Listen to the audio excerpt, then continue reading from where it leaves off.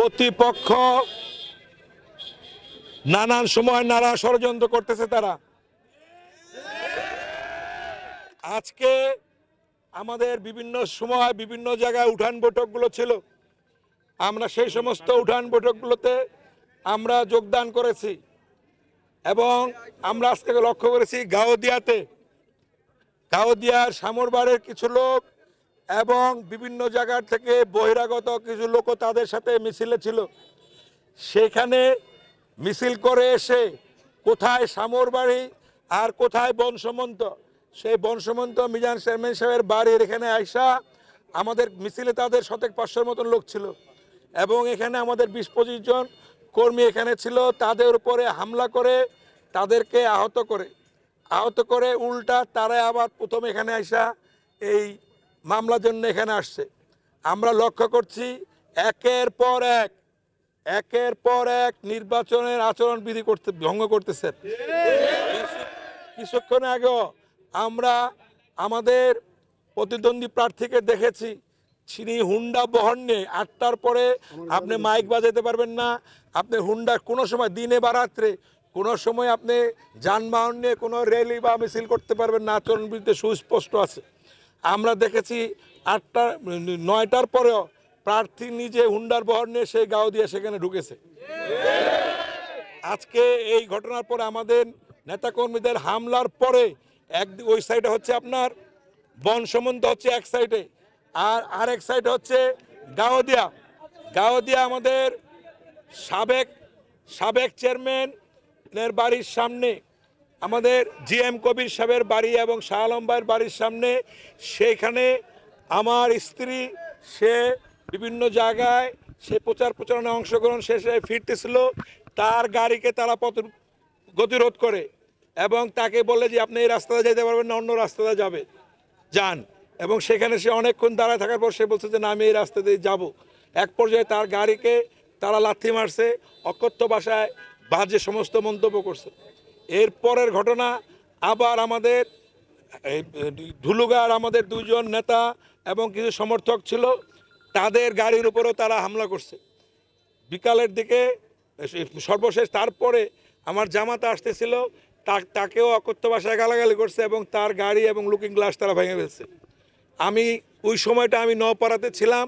নওপাড়া আমার একটি উঠান বৈঠক ছিল, পথসভা ছিল, সেইটা যেহেতু এখানে অনেক মানুষ, আমি সেই জায়গায় করতে পারি নাই। আমি এখানে থানায় আসছি। আপনাদের প্রতি আমার অনুরোধ, আমরা আইনের প্রতি শ্রদ্ধাশীল, আমরা নির্বাচনের প্রতিটি অক্ষর আচরণবিধি আমরা সবাই মেনে চলব। আমার সাথে প্রশাসনের সাথে ওসি মহোদয়ের সাথে আমার কথা হয়েছে, আমরা টোটাল বিষয়গুলো তাদেরকে জানিয়েছি, আমরা অভিযোগ করব এবং তদন্ত সাপেক্ষে তারা আইনত ব্যবস্থা নেবে, এই মর্মে আমাকে আশ্বস্ত করেছেন।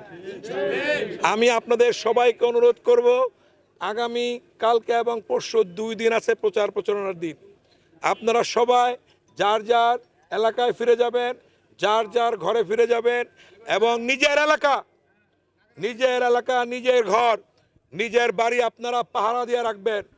আমরা জানি আমাদের যিনি প্রতিপক্ষ তার অন্য কোনো শক্তি নাই, তার শক্তি একটাই আছে, ভোট কিনা, এবং ভোট সে কিনা শুরু করছে।